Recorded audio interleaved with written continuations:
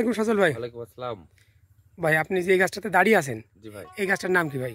এটা আমরা প্রথমে রামলঙ্গন বলে লাগাইছিলাম, কিন্তু এটার নাম পরিবর্তন হয়ে গেছে, এখন চাইনিজ কমলা হয়ে গেছে। চাইনিজ কমলা? জি।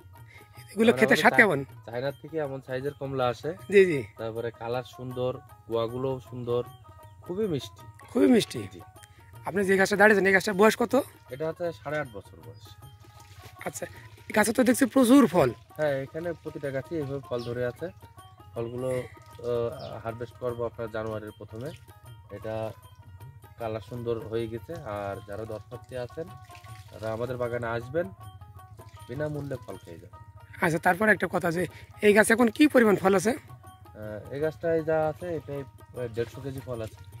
আচ্ছা ভাই, একটা প্রশ্ন, সেটা হচ্ছে আপনি বললেন জানুয়ারিতে হারভেস্ট করবেন, কিন্তু জানুয়ারিতে রস থাকবে? হ্যাঁ, রসের কোনো প্রবলেম হবে না। আমার তো মানে এই সময় কোনো ফলই পাওয়া যায় না তেমন ওই একটা। সময় কোনো কমলাই থাকবে না।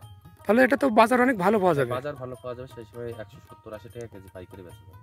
তাহলে তো অনেক টাকা একটা গাছ থেকে। হ্যাঁ, একটা গাছ থেকে অনেক টাকা পাওয়া যাবে। 100 টাকা, 170-80 টাকা মানে বাবা, তো 18-20 হাজার টাকা একটা গাছ থেকেই আয় হচ্ছে। গাছের বয়স কত বললেন? গাছের বয়স হচ্ছে 8.5 বছর। 8.5 বছর। তো 33 শতক 1 বিঘাতে আপনার যদি শুধু গাছ লাগানো হয়, এই গাছ বাণিজ্যিকভাবে, তাহলে আপনার কতগুলো গাছ লাগতে পারে? 33 শতকে আমরা মিশ্র বাগান করি, পেয়ারার ভিতরে 100 পিস করে গাছ দিই। আর যদি শুধু গাছ লাগানো হয়, সেক্ষেত্রে 200 মতো। শুধু লাগাইলে দেখা যাচ্ছে যে 130টা দেওয়া যায়, 12 ফিট দিয়ে 4 গাছের পক্ষে একটা করে গাছ বসাই দিই। আচ্ছা আচ্ছা 6-7 বছর পরে গিয়ে আমরা মাঝের গাছটা উঠাই দিই, যেন চারি সাইডে ওই গাছগুলো পরে মেকআপ করে ফেলবে জায়গায়। আচ্ছা আচ্ছা, খুব সুন্দর একটা পদ্ধতি। তো এটার হচ্ছে পরিচর্যা নিয়ে একটু বলেন তো। পরিচর্যা সাইটাস খুবই একটা সহজ একটা জিনিস। লেবু জাতীয় জিনিসে সার লাগে কম, ওষুধ লাগে কম, তারপরে আপনার পরিচর্যাও কম, মানে আমের থেকে পরিচর্যা কম। আমরা যখন গাছে ফল থাকে 15 দিন অন্তর অন্তর স্প্রে করি, ফল শেষ হয়ে গেলে মাসে একটা করে স্প্রে করি। তাহলে তো এই কথা বলা যায় যে আছে যারা চাকরি বা চাষবাস করছে, চাকরি বা অন্য পেশাতে আছে, তাদের জন্য কিন্তু এটা একটা ভালো চাষ। ভালো চাষ, কারণ এটা তো সময় দেওয়া লাগে না। না এটা সময় লাগে না।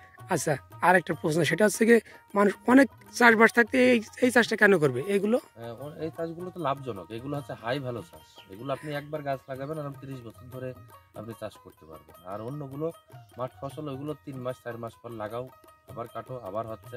আর এগুলো আপনার দীর্ঘমেয়াদী জিনিস, স্থায়ী জিনিস। আচ্ছা, দিন দিনের চাহিদা বাড়ছে না কমছে? মালটা কমলার এত পরিমাণ বাংলাদেশের চাহিদা, বাংলাদেশে আমাদের 27,000 কোটি টাকার আসে মালটা, আর 23,000 কোটি টাকার আসে হচ্ছে কমলা। তা আমাদের সারা বাংলাদেশে যদি মালটা হয়, 1 সপ্তাহ মেকআপ হবে না, বাইরের থেকে যদি না আসে। আচ্ছা আচ্ছা, তো আপনার এই জাতীয় গাছ কতগুলো আছে? 500 গাছ আছে। তো ভবিষ্যৎ পরিকল্পনা কি আপনার এগুলা নিয়ে? ভবিষ্যৎ খুব ভালো ভাই, এটা মানে বাড়াবেন এই জাতীয়? এটা তো আমি বাড়াবো। যাক ভাই, ধন্যবাদ ভাই। আসলে গাছে ফল দেখে আসলে মুগ্ধ, মন চাচ্ছে না যে আসলে এখান থেকে বের হয়ে যায়। জি জি, তো ভাই ধন্যবাদ ভাই, ভালো থাকবেন। আচ্ছা ভাই, আসসালামু আলাইকুম।